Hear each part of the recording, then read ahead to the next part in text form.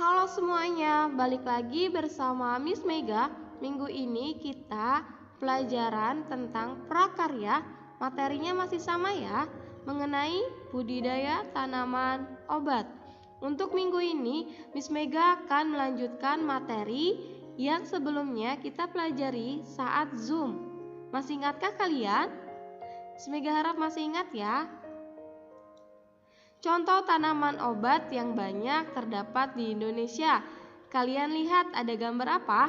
Gambar kunyit. Ini adalah gambar kunyit ya.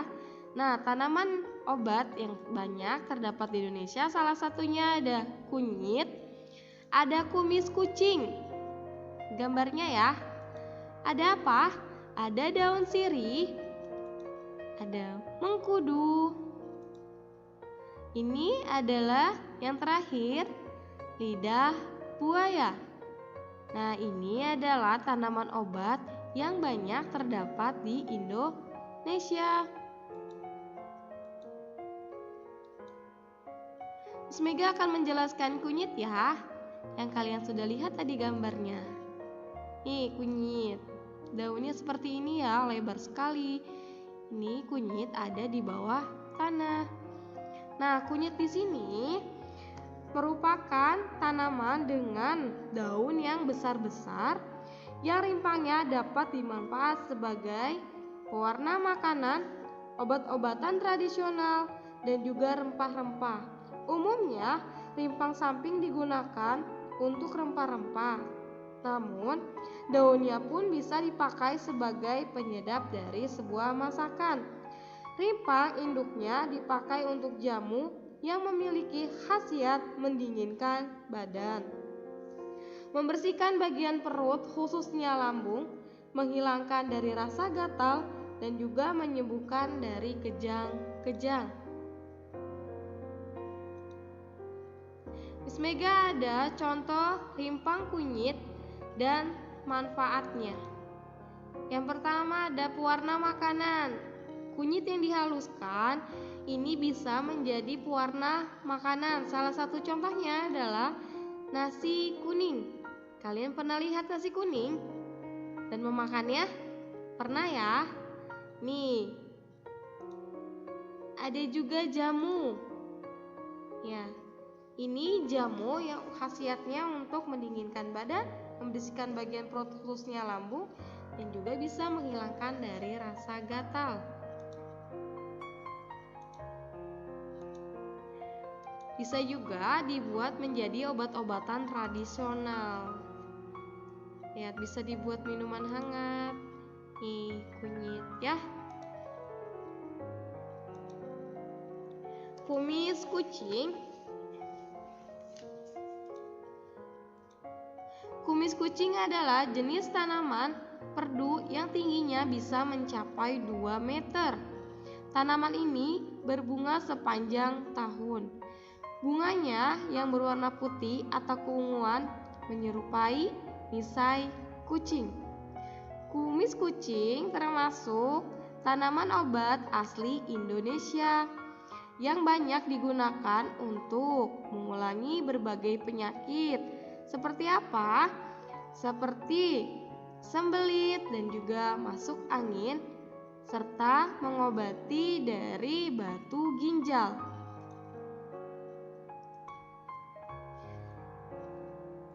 Ada sirih atau daun sirih.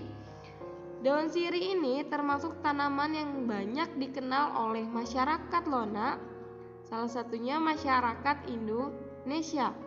Sirih adalah tanaman merambat yang kadang tumbuh bersandar pada pohon lain.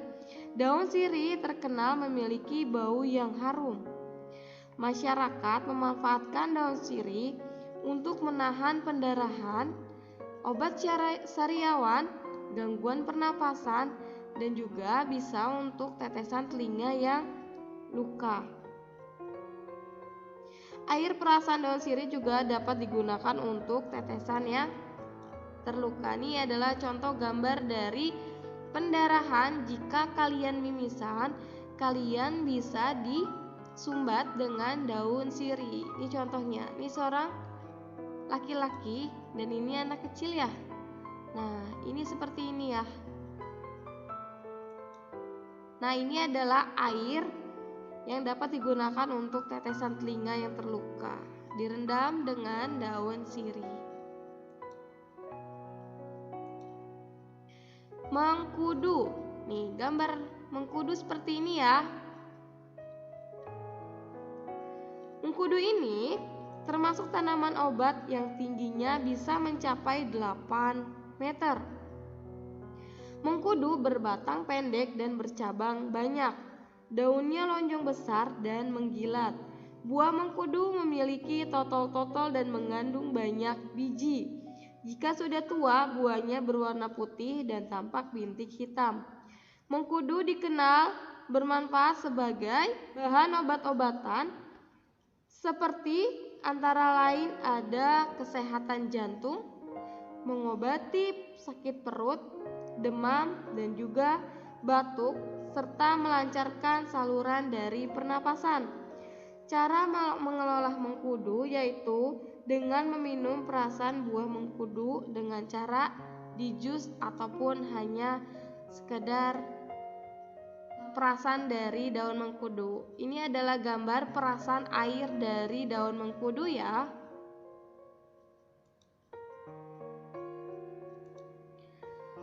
Lidah buaya. Secara umum, lidah buaya berpotensi dikembangkan sebagai tanaman obat dan bahan baku industri. Lidah buaya ini memiliki akar serabut yang kuat dan daun yang berwarna hijau yang sangat banyak. Bentuk daunnya ini agak meruncing, tebal, dan bergerigi. Daun lidah buaya dapat dimanfaatkan sebagai radang tenggorokan, sembelit, batuk. Nah, caranya dengan merebus daun lidah buaya dan meminumnya selama beberapa hari. Berdasarkan hasil penelitian, tanaman ini kaya akan kandungan zat seperti vitamin, mineral, enzim, amino, dan enzim yang bermanfaat bagi kesehatan.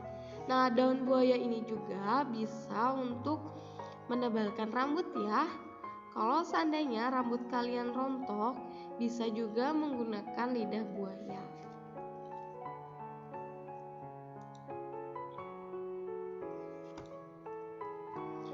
Sarana dan budidaya dari tanaman obat. Beberapa tanaman obat ada yang ditanam di tanah seperti polybag atau modifikasi media tanam. Sementara itu, dalam budidaya tanaman obat, kita harus memperhatikan media tanam yang digunakan. Secara umum, media tanam yang dapat digunakan untuk menanam tanaman obat adalah tanah yang gembur dan juga tanah yang subur. Tanah tersebut dapat berupa tanah perkarangan, tegalan, atau tanah di dalam rumah.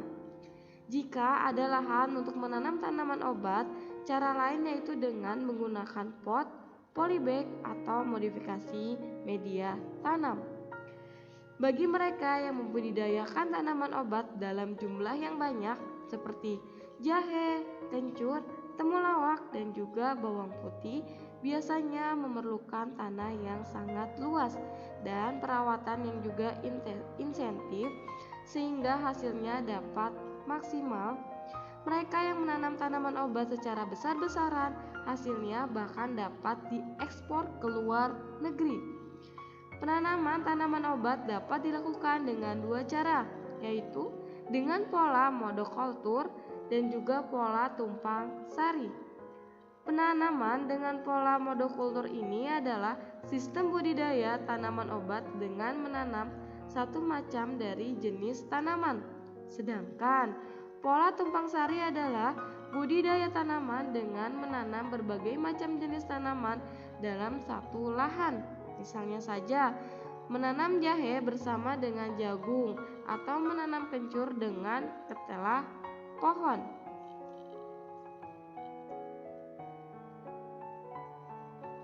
Sarana dan teknik budidaya obat dibagi menjadi 3. Perhatikan ya. Yang pertama yang pasti adalah tahapan budidaya dari tanaman obat itu sendiri, Yang kedua ada praktek dari budidaya tanaman obat. Yang ketiga adalah pentingnya dari tanaman obat. Tahap budidaya tanaman obat. Tahapan-tahapan dalam budidaya tanaman obat tidak jauh berbeda dengan tahapan-tahapan dalam budidaya tanaman sayuran. Beberapa hal yang perlu diperhatikan dalam budidaya tanaman obat agar memperoleh hasil yang berkualitas tinggi. Yang pertama ada pembibitan, yang kedua ada pengolahan tanah, yang ketiga penanaman, yang keempat pemeliharaan, yang kelima panen atau pasca panen.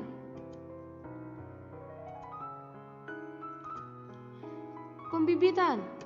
Proses pembibitan tanaman dapat dilakukan dengan dua cara, yaitu yang pertama dengan cara generatif dan yang kedua dengan cara vegetatif.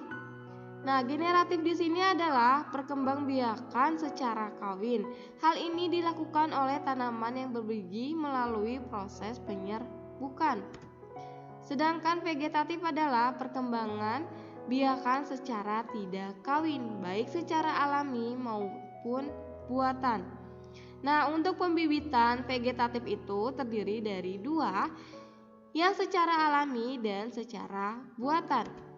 Contoh vegetatif alami yang secara buatan ada stek, merunduk, oklusi, menyambung, dan juga cangkok. Sedangkan vegetatif alami yaitu ada tunas, rizoma, geragi, umbi batang, dan juga umbi lapis. Miss Mega ada contoh vegetatif alami. Yang pertama ada tunas. Ini adalah gambar proses dari tunas menjadi pohon. Sedangkan ini adalah tunas dari pohon kelapa. Dan ini adalah tunas dari pohon bambu. Yang kedua, Miss Mega ada contoh dari rizoma atau disebut juga dengan akar tinggal. Contohnya ada gambar jahe, kunyit, dan juga lengkuas termasuk ke dalam rizoma. Nah, sedangkan ini adalah masih contoh ke dalam vegetatif alami, ubi batang. Sedangkan gambar yang ini termasuk ke dalam vegetatif buatan, yaitu ada stroberi. Ini adalah vegetatif buatan dengan stek. Ya.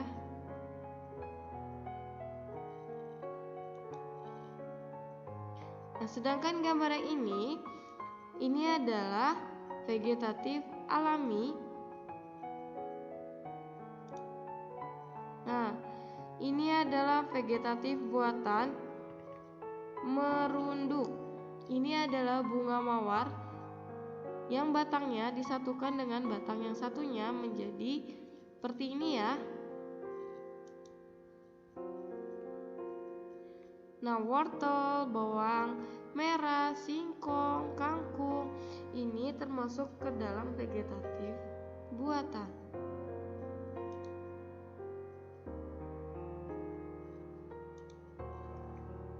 Ini adalah masih contoh dari vegetatif buatan yang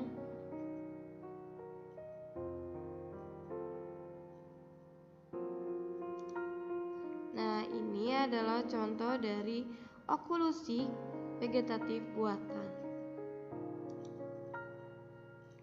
Nah, ini vegetatif buatan menyambung dari batang satu ke batang satunya. Ini adalah contoh dari vegetatif buatan yaitu stek. Sedangkan yang terakhir adalah contoh dari pencangkokan pohon.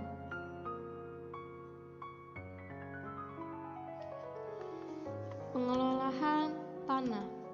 Pengolahan tanah adalah proses di mana tanah digemburkan dan dilembekkan dengan menggunakan bajak ataupun garu yang ditarik dengan berbagai sumber tenaga seperti tenaga manusia, tenaga hewan, dan juga mesin pertanian.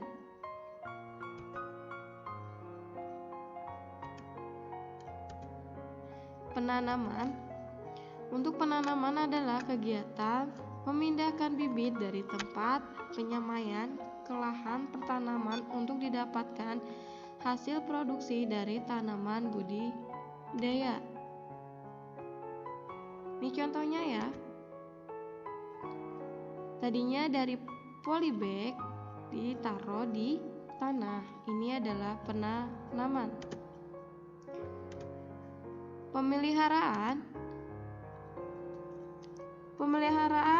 meliputi kegiatan-kegiatan menyiram, penyulaman, pemupukan, penyianan, pembumbuan, dan pengendalian organisme panggung tanaman. Ini ada contoh pemupukan, ini ada gambar penyiraman dengan manusia dan juga alat. Nah, ini adalah contoh dari pemeliharaan ya. Panen. Pengertian panen sendiri adalah pekerjaan akhir dari budidaya tanaman atau bercocok tanam. Tapi panen merupakan awal dari pengerjaan pasca panen, yaitu melakukan persiapan untuk penyimpanan dan pemasaran.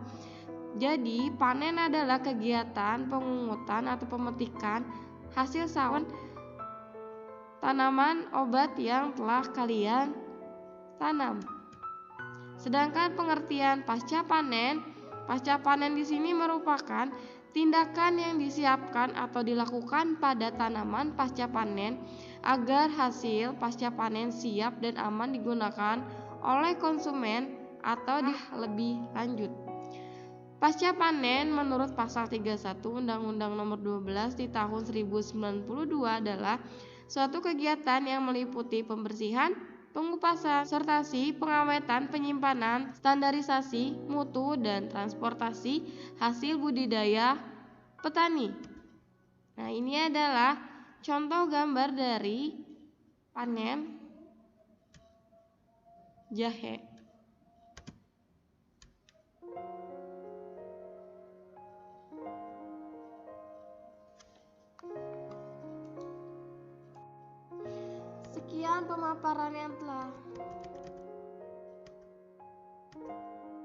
Sekian pemaparan yang telah Miss Mega paparkan kepada kalian tentang materi budidaya tanaman obat. Semoga kalian memahami materi yang telah Miss Mega paparkan. Terima kasih. Wassalamualaikum warahmatullahi wabarakatuh. Goodbye.